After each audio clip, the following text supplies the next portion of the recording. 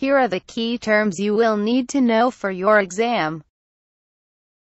Remember that if you forget these you will fail. So pay close attention.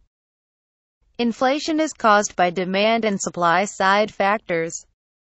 We firstly look at demand side factors.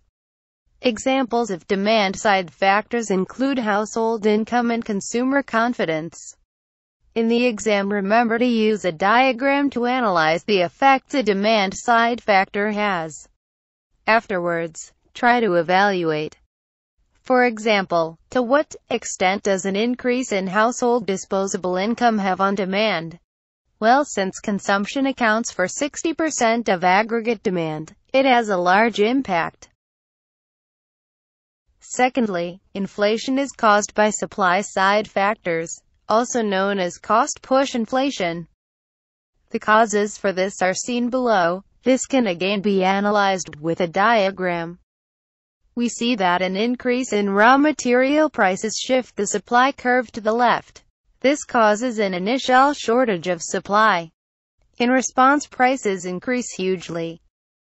In response, suppliers see an incentive to enter the market, hence increasing supply along the supply curve. At the same time, consumers ration their demand. This leads to a new equilibrium with price at P and demand at Y. Again, evaluate the scale of the supply shock. For example, if it is oil prices, the impact is large. Maybe also evaluate whether demand or supply side is more important. There is also the scenario of deflation. Its effects are just as devastating as inflation. Look at the chain of events described below. Again, use aggregate supply and demand.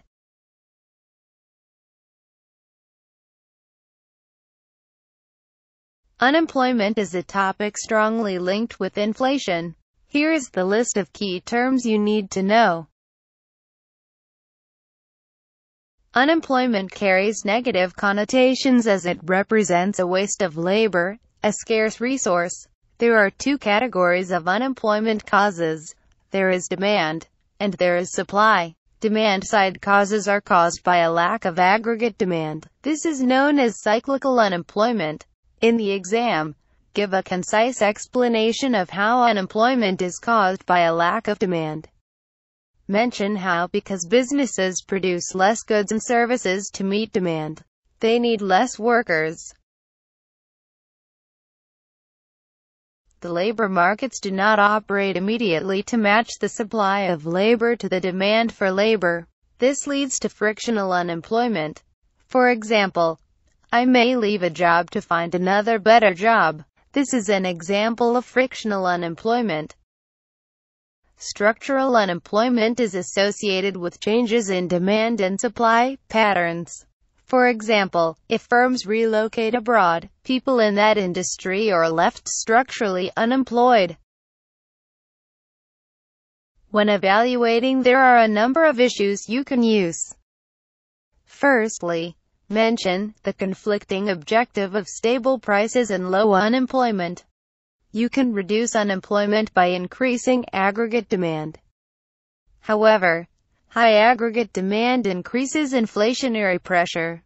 This leads to higher prices. That sucks. On the other hand, you can reduce unemployment without inflationary pressure. You do this by targeting supply-side factors of unemployment. However, you have to evaluate each suggestion you make.